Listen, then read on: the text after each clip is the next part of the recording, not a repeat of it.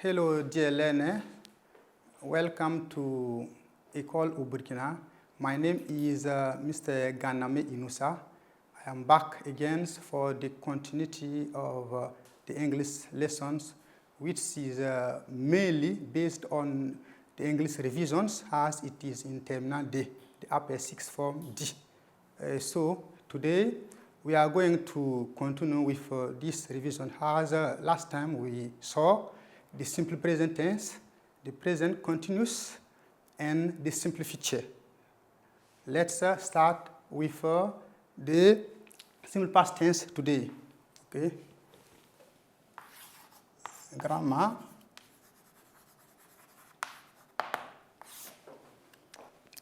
The simple past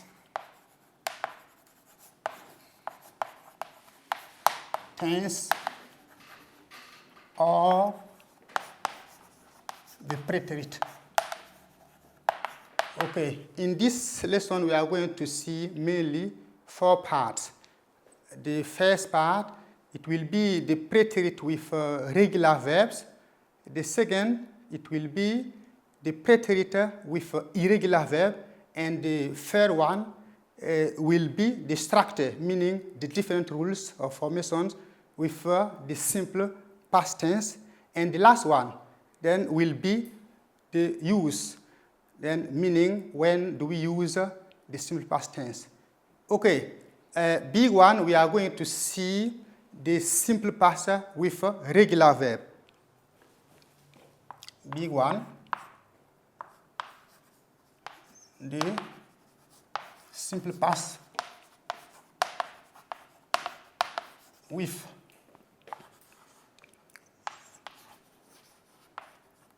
regular verbs.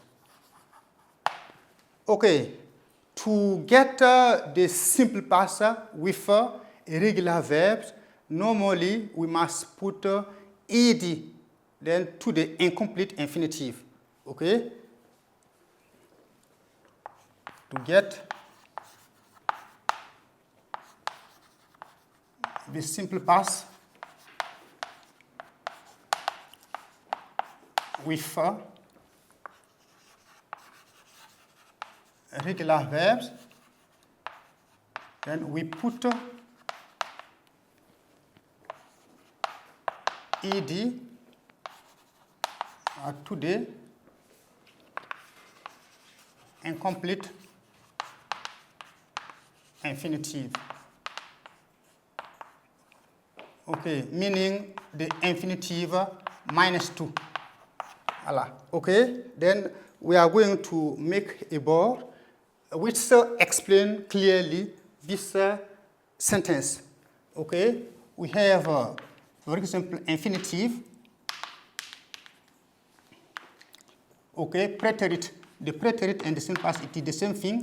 Preterit and the meaning. Okay, let's give some example. For example, wash. This is a regular verb, but to get the simple past of this verb, we put ed to the incomplete infinitive. The incomplete infinitive is wash. So if we want the preterit, we must put ed here, then which means in French, laver. And we have also another verb, to visit. To visit is a regular verb.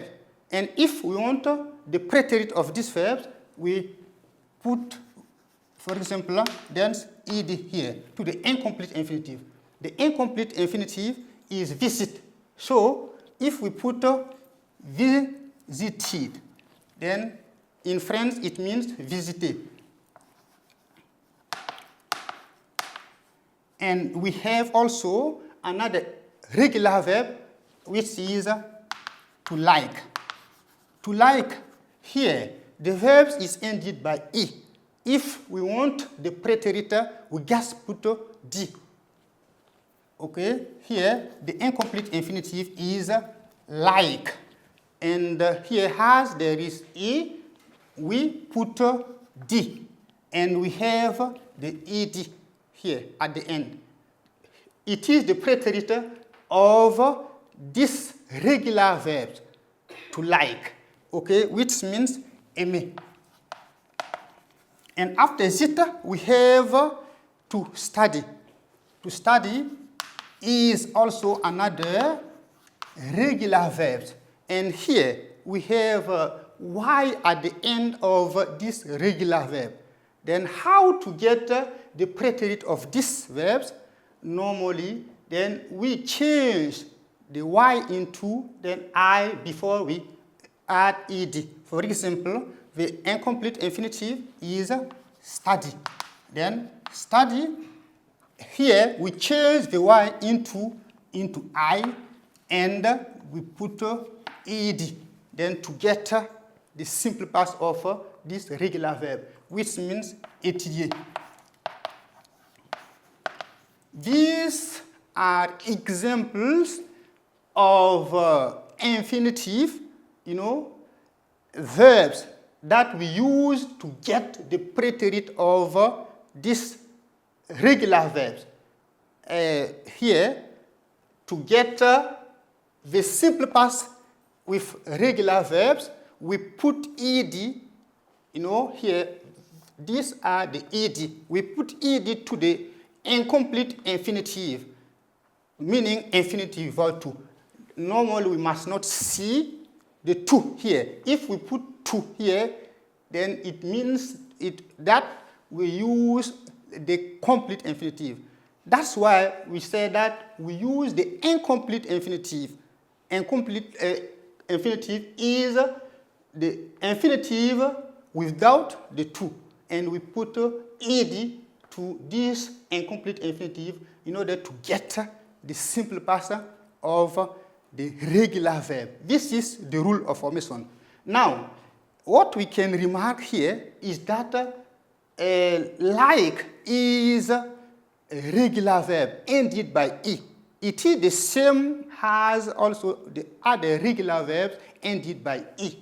If it is so, then we just put d to get the simple past of this regular verb. And if the verb is ended by y, as for example study, then how can we get the simple past of this verb? Normally, we change y into I, and we put ed to get the simple past of this regular verb. These are some remarks that we can draw from, getting the preterit of the regular verb. It's what we can say. Now, we are going to talk about the big two, the simple past with irregular verbs. Okay? Let's write yes with regular verb. Simple past with irregular verbs.